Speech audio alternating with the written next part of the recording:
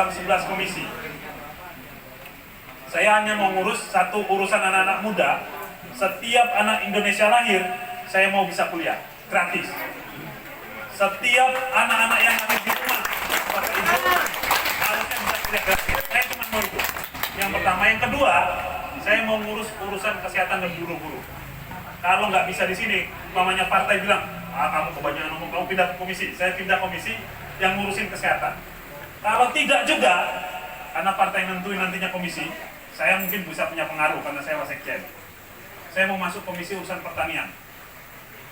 Kenapa saya milih yang 3 ini? Latar belakang saya. Saya pernah ngerasain, ini berat badan saya sekarang 78. 78 ini berat badan saya. Tinggi saya 175. Tinggi tubuh 175, berat 78. Agak ideal. Saya pernah berat cuma 53. Itu kurangnya sekitar 19 kilo. Artinya itu kurang gizi. Mantap. Stunting enggak, karena agak tinggi. Tapi kurang gizi saya ngalamin sekitar 6 tahun. Jadi saya mau proses kemiskinan saya yang akut kurang gizi itu tidak terjadi di orang-orang setelah saya. Kalau orang-orang sebelum saya ya mau gimana orang berkurang? Orang-orang setelah saya, anak-anak yang lahir setelah saya mau kalau Tuhan, Bapak Ibu nolong saya mau ngurusin itu. Biar apa? Menurut saya, salah satu cara untuk meningkatkan para kehidupan adalah mencerdaskan kehidupan. Itu setiap anak yang lain harus belajar. Harus pupuknya murah dan mudah didapat. Kenapa? Biar barang kita, cabai rawit, bawang putih, bawang merah, tidak impor. Selama ini, beras saja kita impor, Pak. Alasan pemerintah itu sederhana, untuk mempertahankan harga dan stok. Padahal sawahnya, kita itu impor beras itu dari Thailand atau Vietnam. Sawahnya luasan kita, tapi lebih produktif mereka. Kenapa? Kita tertinggal dalam banyak hal, termasuk tadi, pertanian dan lain-lain. Itu yang terjadi hari ini di Indonesia menurut saya. Maka kemudian Nasdem mendukung Anies itu tempat rasanya itu membuat perubahan. Kenapa? Karena ada rasa ketidakadilan.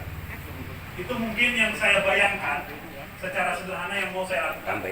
Maka saya akan bertanya pada Bapak Ibu, sebaiknya melakukan apa kalau Bapak Ibu memberikan mandat ke saya? Ada yang mau nyampaikan nggak saya harus ngapain? Jangan-jangan kurang yang terjadi. Dan menurut saya sudah sangat banyak, belum tentu bisa saya kerjakan. Bapak Ibu, ada masukan, ada aspirasi apa? Silahkan. Sebelum saya tutup. Pak Bulan yang malah mau aspirasi. Borong, dia bilang kan? Ya, silakan. Terima kasih atas waktunya.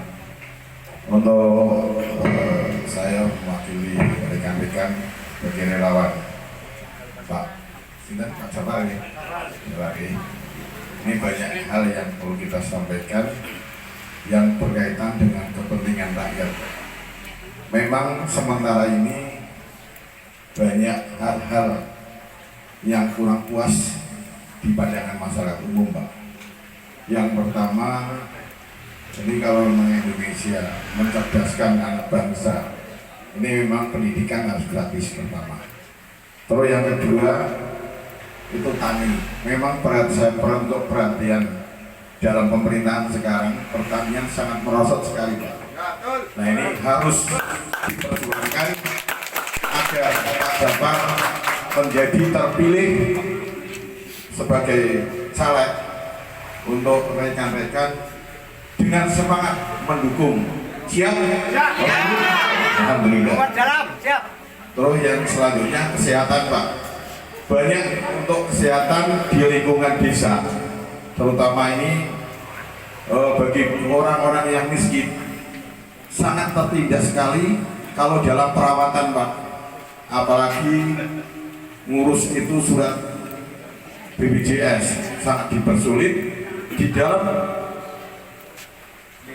pelaksanaan atau pelayanannya saja sangat membedakan dengan orang yang punya duit dengan orang yang miskin. Ini sering lihat. Jadi penanganannya itu tidak disamaratakan. Penanganannya itu ada perbedaan. yang sekiranya wong miskin ya tidak diperhatikan. Ini banyak dari masyarakat sendiri yang mengatakan seperti itu. Saya juga lihat sendiri di rumah sakit sampai terjadi bentrok, artinya padu sama petugas kesehatan. Nah, saya mohon semoga Pak Jabar terpilih untuk periode 2024 dan semoga Bapak calon Presiden Anies terpilih sebagai Presiden 2024 untuk perubahan demi rakyat dan bangsa Indonesia. Terima kasih. Amin. Amin. Amin. Amin aja dulu. Ada yang lain? Pak, siapa? Ada. Oh ya. Perkenalkan, nama saya Sandi Ilham Pamungkas, Pak. Dipanggil Sandi. Kita sudah bertatap muka tapi belum kenal lagi. Ini Pak, ini kan tadi soal pertanian juga dan lain-lain. Kalau saya itu kan fokusnya pada remaja-remaja yang biasanya presiden milih, tapi kalau DPR yang lain, DPR RI, DPR provinsi itu pasti golput. Itu saya kumpulkan Pak. Nah terus apa yang akan Bapak sokong kepada pemuda-pemuda seperti kami ini untuk aspirasinya Bapak itu kepada pemuda itu seperti apa? Terus menguntungkan apa bagi kita pemuda untuk mendukung Bapak? Itu aja. Baik, ada lagi? Cukup? Kayak ujian skripsi. Ya Pak, kayak ujian skripsi ya. Gini, hal paling penting yang untuk pertanyaan pertama, hal paling penting yang disadari orang-orang seperti kita, Bapak Ibu semua, mungkin merasa berbeda dengan saya. Hal paling penting yang Bapak Ibu sadari adalah Bapak Ibu warga negara Indonesia, warga negara Republik Indonesia, yang dalam semua aturannya hak-haknya diatur dan ada. Cuman kita sering nggak sadar, maka enak pejabat-pejabat itu bohongi kita itu enak. Orang-orang seperti saya ini beruntung bisa bohongi Bapak Ibu.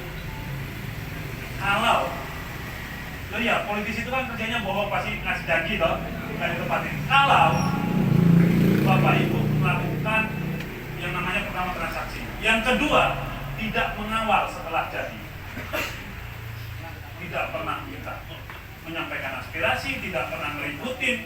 Saya membuka diri untuk diributin. Kalau Bapak Ibu punya investasi terhadap saya,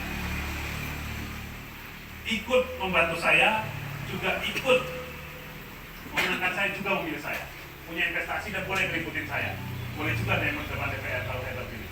Apa? Hak-hak dasar itu tadi sebagaimana saya sebutkan, selain hak bahan pokok yang sesungguhnya juga mengalami ketidakadilan. Saya mau kasih contoh. Gaji Bapak Ibu yang karyawan di sini lebih tinggi atau tidak daripada di Jakarta? Tidak ya? Lebih gaji orang di Jakarta lebih tinggi nggak daripada di sini? Iya ya. Semarang juga lebih tinggi ya. Tapi beli sabun Lifebuoy harganya sama nggak? Sama kan? Beli rokok harganya sama nggak? Adil nggak itu? Gajinya beda, yang dibeli sama harganya. Iya kan? Beli jilbab sama nggak harganya sama yang gajinya di Jakarta? Sama. Adil nggak itu?